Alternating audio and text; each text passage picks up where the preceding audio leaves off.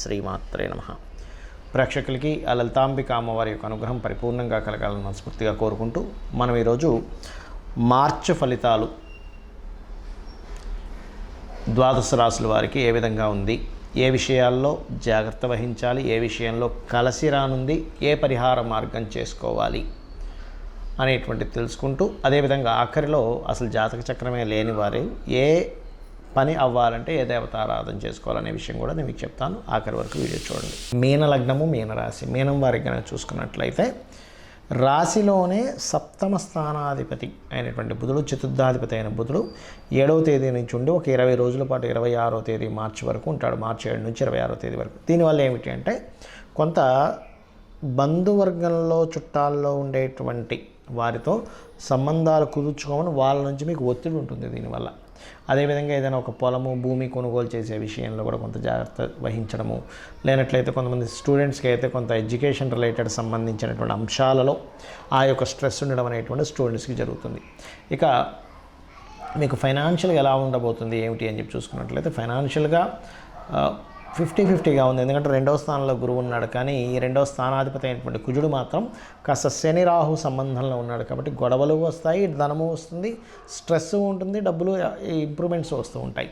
అయితే ఈ మాసంలో కొంచెం మీరు ప్రధానంగా 7వ తేదీ నుంచి ఏదైనా ఎవరితోనైనా కమ్యూనికేట్ చేసేటప్పుడు కాస్త జాగ్రత్తగా ఉండండి. కమ్యూనికేషన్స్ వల్ల గొడవలు వస్తాయి. 3వ స్థానాధిపతి ఈ యొక్క 12వ స్థానంలో సంచరిస్తూ ఇది ఇస్తుంది. అదేవిధంగా కొంచెం స్త్రీలని, ముఖ్యంగా ఆడపిల్లలని మీనరాశి వారు కొంచెం ఎక్కడికైనా పంపించేటప్పుడు జాగ్రత్తగా ఉండండి. ఎందుకంటే వాళ్ళకి తెలియకుండానే కొన్ని ఆపదల్లో పడేటువంటి ఛాన్సెస్ కనిపిస్తున్నాయి, ముఖ్యంగా స్త్రీలు, వయసుకు వచ్చినటువంటి స్త్రీలు. అదేవిధంగా సంతాన అభివృద్ధి యోగము, రాజకీయంగా బాగా కలిసి రావడము, క్రియేటివ్ ఫీల్డ్ వాళ్ళకి బాగా కలిసి రావడం అనేటువంటి స్పష్టంగా గోచరిస్తుంది. అలాగే వివాహ నిర్ణయాలకు సంబంధించిన విషయంలో ఈ మాసంలో 26వ తేదీ మార్చి వరకు, అంటే 6వ తేదీ మార్చి నుంచి 26వ తేదీ మార్చి వరకు కొంత జాగ్రత్తగా ఉండాలి. అదేవిధంగా ఉద్యోగ గవర్నమెంట్ జాబ్స్ కోసం ఎవరైతే ప్రయత్నం చేస్తారో ఆ యొక్క ప్రయత్నాలు సక్సెస్ అవుతాయి. కాకపోతే మీనరాశి వారికి ఏలినాటి శని నడుస్తుంది కాబట్టి ఏలినాటి శనిలో ఈ మాసంలో ప్రత్యేకంగా కొత్త పరిచయాలు ఏర్పడడం, కొన్ని రిలేషన్స్ ఏర్పడడం, కొన్ని ఇల్లీగల్ రిలేషన్స్లోకి వెళ్ళడం కూడా జరుగుతుంది ఈ మాసంలో. అయితే ఇప్పుడు కొంచెం ఇన్వెస్ట్మెంట్స్ చేసే విషయంలో మాత్రం కాస్త చూసి ఇన్వెస్ట్మెంట్ చేయండి, అన్ని విధాలా బాగుంటుంది. అదేవిధంగా పూర్వీకుల ఆస్తులకు సంబంధించిన విషయంలో కూడా కొంతవరకు లబ్ధి చూపిస్తుంది.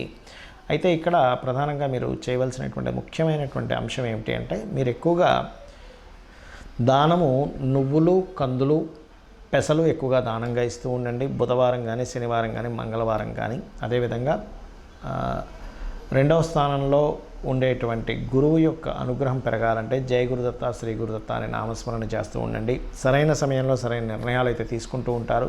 కొంచెం బంధువర్గంతో కొంత జాగ్రత్తగా ఉండండి, ముఖ్యంగా బావమరిది రిలేషన్స్లో మరదల వరుస అయ్యేటువంటి వారితో కొంతవరకు జాగ్రత్త వహిస్తూ ఉండండి. ఇక మీరు చేయవలసినటువంటి దేవతారాధన కూడా రాజరాజేశ్వరి అమ్మవారి యొక్క ఆరాధన చేయండి. ఎంత మీరు రాజరాజేశ్వరి అమ్మవారి ఆరాధన చేస్తే అంత బాగుంటుంది. ఈ 12వ స్థానంలో గ్రహాల యొక్క సంబంధం ఏం చేస్తుందంటే ఖర్చులు ఇస్తూ ఉంటుంది. కాబట్టి మీరు మీ ఇంట్లో చేసే ప్రతి ఖర్చు మీ చేతుల మీదుగా చేసేసేయండి. అప్పుడు ఏమవుద్దంటే వేరే రకంగా వచ్చేటువంటి ఖర్చు మీకు రాకుండా ఉండడం జరుగుతుంది. రాబోయేటువంటి అంటే దాదాపుగా ఫిబ్రవరి 6 నుంచి మనకి 125 రోజులు దాదాపుగా ఈ కుజ సంచారం ఉంది. అంటే మకరంలోని, కుంభంలోని, మీనంలోని ఈ కుజ సంచారం ఏమిటి అంటే దేశవ్యాప్తంగా కానివ్వండి, మనుషుల మీద కానీ దీని ప్రభావం ఎలా ఉంటుంది ఇండివిజువల్ రాసుల మీద అంటే కొద్దిగా గొడవలకు దారితీయడము, ఒక డ్రాస్టిక్ చేంజెస్ని ఊహించని విధంగా కొన్ని జరగడం. అది సరిహద్దుల్లో కావచ్చు, అంటే మిలిటరీ సిబ్బంది మీద కావచ్చు, లేనట్లయితే ఎందుకంటే ఈ ఫిబ్రవరి 6 నుంచి స్టార్ట్ అయిన ఈ పరిణామాలు ఇట్లా ఇస్తూ ఉంటాయి. డిఫెన్స్ మీద కావచ్చు, పోలీస్ డిపార్ట్మెంట్ మీద కావచ్చు, అధికారుల మీద కావచ్చు, రాజుల మీద కావచ్చు. ఎందుకంటే మనకి ఈసారి సంక్రాంతి పురుషుడు కూడా ఏం చెప్తున్నాడు అంటే రాజులు యుద్ధ సంబంధమైనటువంటి వాతావరణాన్ని ఇస్తున్నాడు. అయితే మనందరం కూడా ఈ కుజ సంచారం ఫిబ్రవరి 6 నుంచి దాదాపుగా ఇది జూన్ 2వ తేదీ వరకు దీని ప్రభావం ఉంటుంది. అంటే దాదాపుగా మనకి చూసుకుంటే ఇది ఒక మార్చు అంటే ఒక 125 డేస్ వరకు ఉంటుంది దీని ప్రభావం. మరి ఈ సమయంలో అసలు అందరూ చేయవలసింది ఏమిటి అంటే ఎక్కువగా గుర్తుపెట్టుకోండి, నవగ్రహాలలో శని భగవానుడు, రాహువు, కుజుడు, రవి, ఈ 4 గ్రహాలు గుర్తుపెట్టుకోండి. ఈ 4 గ్రహాల దగ్గర దీపారాధన చేయడం ఒకటి. రెండవది గణపతి తర్పణము, చండీ పారాయణము, ఇవి కంపల్సరీ చేస్తూ ఉండాలి ప్రతి ఒక్కరు కూడా. ఇది గుర్తుపెట్టుకోండి. ఇవి చేస్తూ ఉన్నట్టయితే ఈ కుజుడు యొక్క ప్రభావం అనేటువంటి తగ్గి రకరకాల దేశాల్లో ఉంటూ ఉంటారు ఇండియన్స్ వెళ్ళి, అక్కడ ఏదైనా యుద్ధ వాతావరణం ఉన్నా కూడా కొంచెం ఇవన్నీ ఎందుకు చెప్పుకుంటామంటే యుద్ధ వాతావరణం వచ్చినప్పుడు మనకి ముందుగా సరుకులు ఒక 2-3 నెలలు సరిపోయిన సరుకులు ఇంట్లో ఉంటే ఇబ్బంది ఉండదు కాబట్టి ఇటువంటివి మెయిన్గా జాగ్రత్త పరచుకోవాల్సిన సందర్భాలు నడుస్తున్నాయి. అదేవిధంగా మత విద్వేష సంబంధమైనటువంటి కొన్ని గొడవలు ఇట్లాంటివి కూడా వస్తాయి ఈ కాంబినేషన్ ఉన్నప్పుడు. ఈ కుజుడు కనుక శనికి రాహుతో సంబంధాలు కలుగుతున్నప్పుడు. అయితే సహజంగా అన్ని రాసుల వారు ఇప్పుడు నేను చెప్పిన రెమెడీ చేసుకుంటూ, మరొక విషయం ఏంటంటే ఎవరికైనా గవర్నమెంట్ రిలేటెడ్ వర్క్స్ అవ్వాలనుకోండి, ఇప్పుడున్న గోచార పరంగా రాశి నక్షత్రం ఏమీ తెలియదు మీకు, కానీ గవర్నమెంట్ జాబ్ సంబంధించిన వర్క్స్ అవ్వాలి. సూర్య భగవానుని చూస్తూ దుర్గా సూక్తము మరియు కాలభైరవ అష్టకము చేయండి, తొందరగా గవర్నమెంట్ వర్క్స్ అవుతాయి. అదేవిధంగా మీకు ఏదైనా చూడండి భూ సంబంధించిన వివాదాలు ఉన్నాయనుకోండి, ఇప్పుడున్న గ్రహస్థితి రీత్యా చెప్తున్నాను నేను మీకు, భూ సంబంధించిన ముందుకు కదలట్లేదు. అలాంటప్పుడు మీరు చేయవలసింది ఏమిటి అంటే పర్టికులర్గా మీరు వారాహి అమ్మవారి అష్టోత్తరాలు, ఇప్పుడున్న గ్రహస్థితి రీత్యా వారాహి అమ్మవారి అష్టోత్తరాలు చేసుకుంటూ నవగ్రహాల్లో కుజ శని రాహు గ్రహాల దగ్గర దీపారాధన చేయండి.